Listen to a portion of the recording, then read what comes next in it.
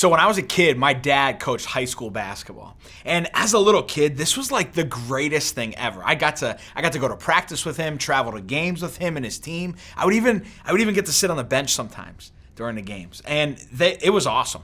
They were always like, the guys on the team were so nice to me when I'd hang around with them.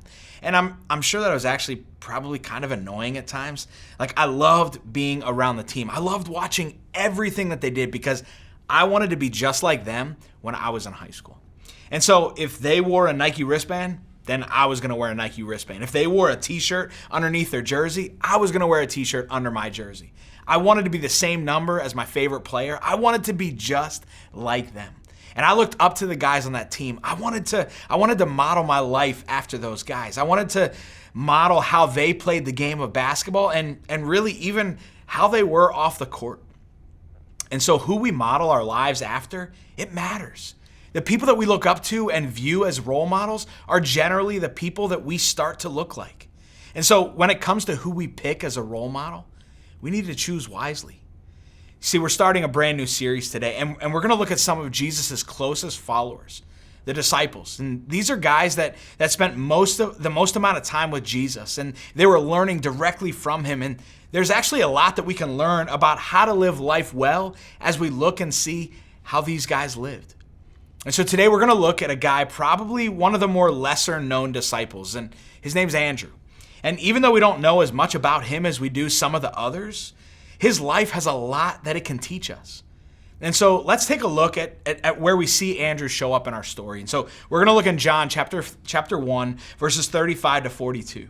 And I want to give you a little bit of what's happening here. And the writer has just gotten done talking all about John the Baptist. And John the Baptist, his job was to prepare people for Jesus' coming by teaching about him.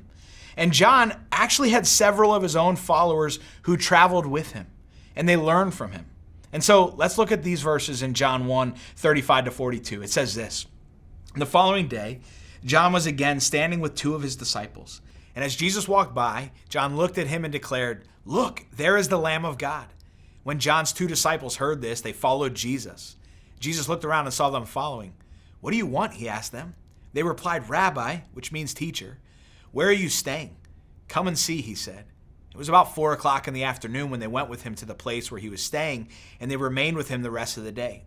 Andrew, Simon Peter's brother, was one of these men who heard what John said and then followed Jesus. Andrew went to find his brother Simon and told him, 'We have found the Messiah,' which means Christ. Then Andrew brought Simon to meet Jesus. Looking intently at Simon, Jesus said, 'Your name is Simon, son of John, but you will be called Cephas,' which means Peter." All right, there's a whole bunch to unpack here. Andrew was one of John the Baptist's followers, and he'd heard John talk about Jesus being the Messiah.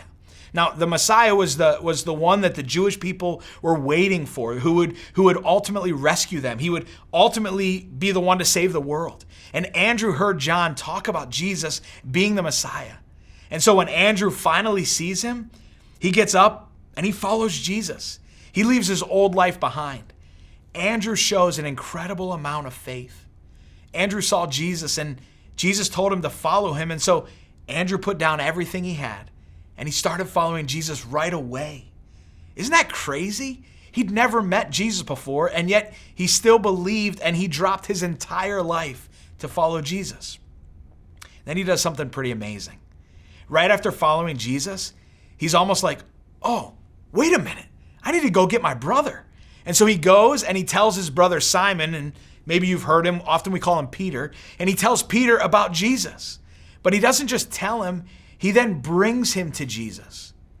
Andrew shows us this idea that when we've found Jesus, there isn't anything that should stop us from sharing him with others.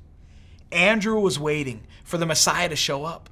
And as soon as he found him, the first thing he did was to go get his brother and bring him along. Andrew knew and showed us that we should bring people to Jesus. He didn't need to use any big words or do anything crazy to show Peter, but just said, "Hey, we found the Messiah," and then led Peter to him. He knew that when Peter got to Jesus, that Jesus would show Peter who he was, and he did. So what about you? Do you feel that way about Jesus? Have you been so impacted by Jesus to the point that you have to tell people around you who he is? Andrew did, and he shows us something so important. We don't have to have all the answers in order to lead our friends and our family and people around us to Jesus. Did you catch that? We don't have to have all the answers to bring our friends to Jesus. I think sometimes that can keep us from sharing Jesus with others. I know that honestly it has for me at times. When I was in high school, I used to work at like an arcade, mini golf, and go-karts place. And I worked with a lot of other high school students and college students. And we would spend a lot of time at the go-kart track or waiting for people to redeem their tickets and get some prizes. We would have lots of conversations about all kinds of things. And sometimes those conversations would lead to talking about faith or religion or church. And I'd have a chance to talk about Jesus. But man, there were a lot of times as well when I wasn't sure what I was going to say. And so I didn't say anything.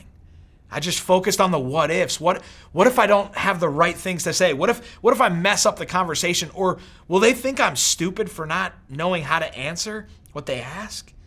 Here's the thing. Andrew could have thought all of those things as well. But he told Peter anyways. He knew what is good for us to be reminded of is that we shouldn't wait to share Jesus. Andrew barely knew Jesus. He didn't have all the answers, but he shared anyways.